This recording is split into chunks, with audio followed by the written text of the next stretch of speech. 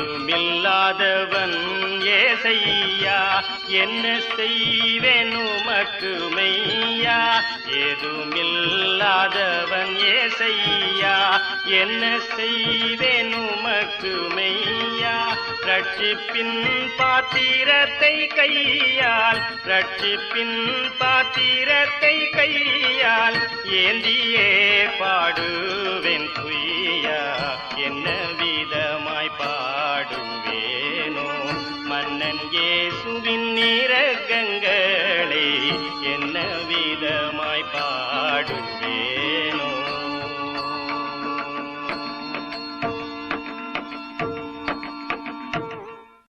கர்த்தருக்குள் அன்பானவர்களே, அனுதினமும் கிறிஸ்துவுடன் தியான வேளைக்கு உங்களை அன்புடன் அழைக்கிறோம்.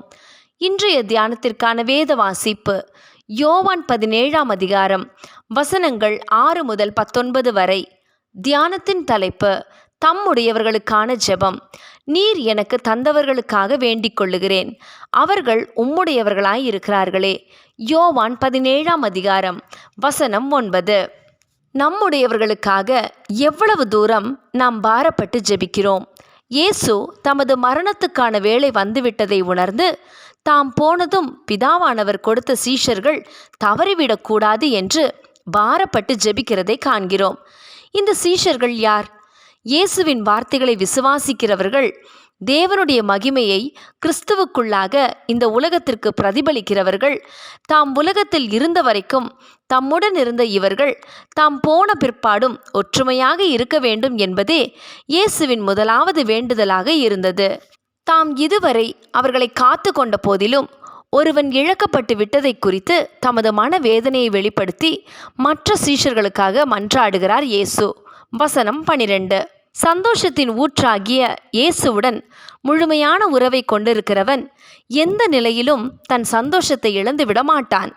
அவன் தேவனுடைய பாதுகாப்பு, கரிசனை, அவருக்குள்ளான வெற்றி யாவையும் பெற்றுக்கொள்கிறான். அந்த சந்தோஷத்தை தம்முடையவர்கள் பெற்றுக்கொள்ள இயேசு ஜெபிக்கிறார். வசனம் 13. தம்மை போல தம்முடையவர்களும் உலகத்தார் அல்ல என்பதால் உலகம் அவர்களை பகைத்தது என்று தம்முடையவர்களின் நிலைமையை சொல்லி ஜெபிக்கிறார். வசனம் 14. அதற்காக அவர்களை உலகத்திலிருந்து எடுத்துக்கொள்ளும்படி ஜெபிக்காமல் தீமையினின்று காத்து கொள்ளும்படி ஜெபிக்கிறார் இயேசு. வசனம் 15.